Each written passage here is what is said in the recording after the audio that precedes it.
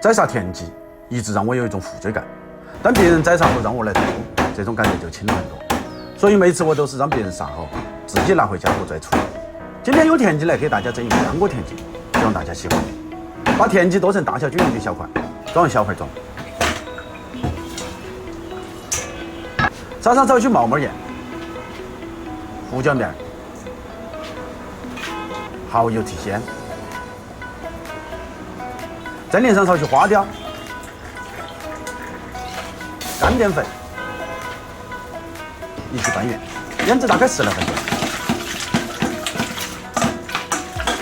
备少许辅料，生姜一小块，切成薄片和备用。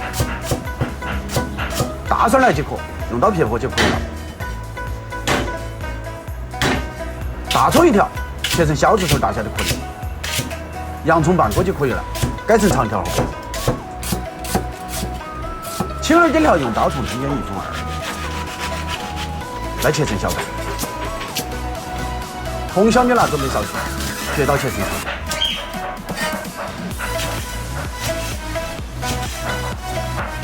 好，起锅。锅烧热了就下油，起宽油。做干锅类的菜一般都要用宽油，这种老麻要是贵州下来，就说是厨子说的。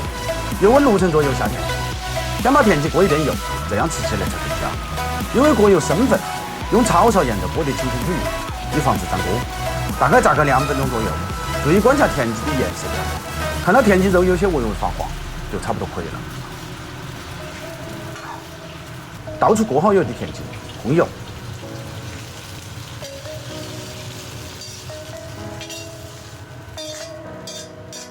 重新起锅，浇入少许热油，下姜蒜籽，爆出香味。搁入少许郫县豆瓣、香辣酱，一起炒香，炒出红油来。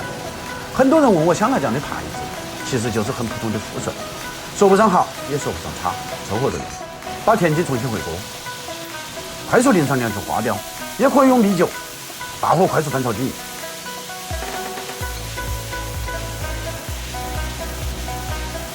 撒上事先备好的各种配料，继续用大火快速翻炒均匀。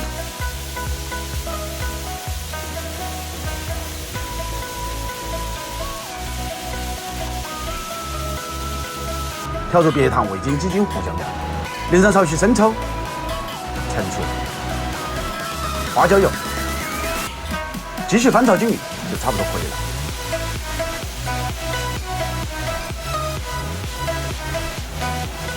把炒好的田鸡装入小铁锅中，放上少许香菜，烧点缀它，美味即成。已经进入4月，天气也开始升温了，估计很多叶皮又要开始出来了。